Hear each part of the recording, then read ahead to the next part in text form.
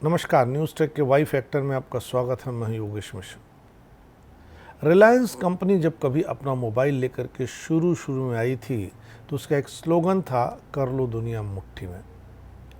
उस समय इस स्लोगन पर बड़ी हंसी आती थी। लोगों को लगता कि एक कैची स्लोगन कितना हंसाने वाला है, लेकिन आज जब हम इस पर सोचते हैं तो हमें पता चलता है कि सचमुच हर आदमी की मुट्ठी में उसकी दुनिया समा गई है। किसी भी आदमी की ज़िंदगी का सबसे ज़्यादा इस्तेमाल होने वाला कोई यंत्र है तो वह मोबाइल है। मोबाइल ने तमाम तरह की चीज़ों को रेस से बाहर कर दिया। जैसे घड़ी आपके रेस से बाहर हो गई, डायरी आपके रेस से बाहर हो गई, धीरे धीरे कलम भी आपके रेस से बाहर हो रही है।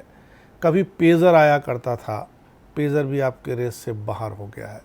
मोबाइल ने जो तमाम तरह के पीसीओ खुले थे उन्हें भी रेस से बाहर कर दिया है। मोबाइल ने कैमरे को भी बाहर कर दिया है। इस तरह हम सोचें तो तकरीबन 100 ऐसी चीज़ें जो आपकी ज़िंदगी से जुड़ी हुई थी, मोबाइल ने उन्हें रेस से बाहर कर दिया और मोबाइल ने बता दिया कि इनकी आपको अलग से रखने की कोई ज़रूरत ही नहीं है। मोबाइल अब ज़िंदगी का इतना अहम हिस्सा बन गया है कि बड़ी स्क्रीन या टीवी का युग अब खात्मे की ओर है। मोबाइल हर सेगमेंट में रिकॉर्ड तोड़ रहा है, चाहे वह इस पर खर्च किया गया समय हो, डाउनलोड की संख्या हो या राजस्व हो। अब टीवी काफ़ी पीछे छूट गया। एक रिपोर्ट में बताया गया कि लोग रोजाना करीब 5 घंटे मोबाइल और उसके ऐप पर अपना खर्च करते हैं।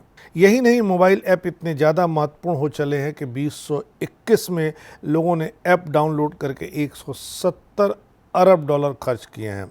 यह डेटा निकला है app monitoring firm app any की रिपोर्ट से।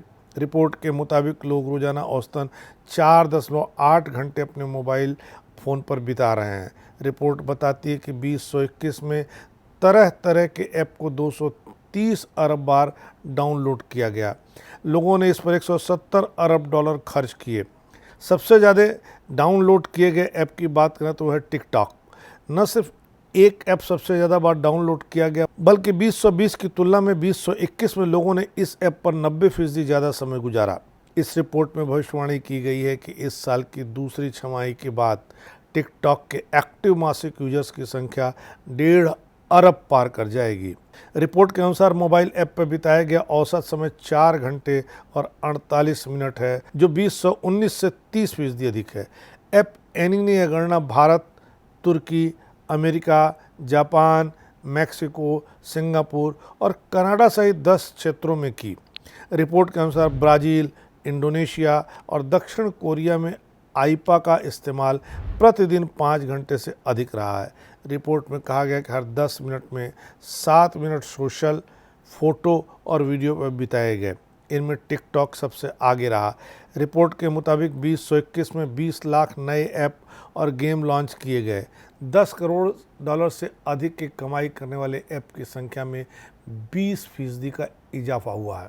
दुनिया भर में सबसे लोकप्रिय वीडियो स्ट्रीमिंग ऐप यूट्यूब रहा है, जिसका ऐप 60 देशों में 10 लाख से ज़्यादा बार डाउनलोड किया गया।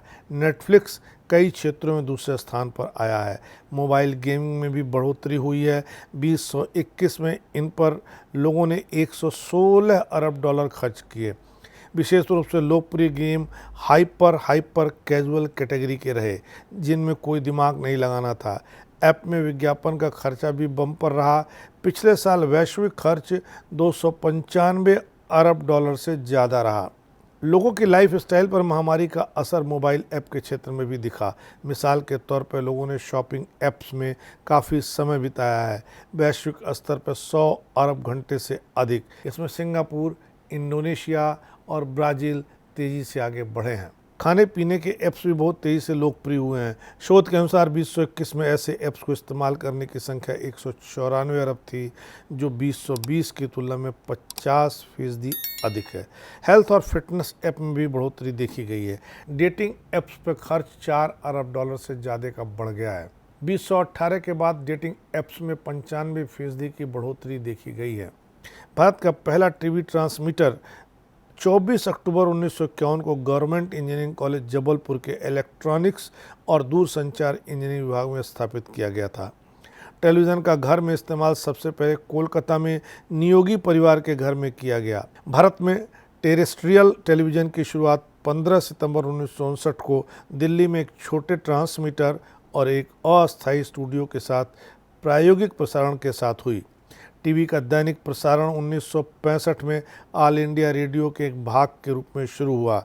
टेलीविज़न सेवा को बाद में 1972 में मुंबई और अमृतसर तक बढ़ा दिया गया। 1975 तक केवल 7 भारतीय शहरों में टेलीविज़न की सेवाएं थीं। 1991 तक देश में सिर्फ एक टीवी चैनल था, जबकि 2016 में इनकी संख्या 800 से ज़्यादा हो गई।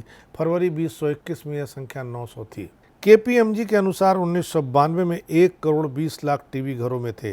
2023 में यह संख्या 20 करोड़ 90 लाख हो जाएगी। पहला 24x7 समाचार चैनल 1998 में शुरू हुआ। 2014 तक 400 न्यूज़ चैनल हो गए और 15 से अधिक भाषाओं में ये चलने लगे। ब्रॉडकास्ट ऑडियंस रिसर्च काउंसिल के अनुसार भारत में 2017 में 78 करोड़ टीवी दर्शक थे।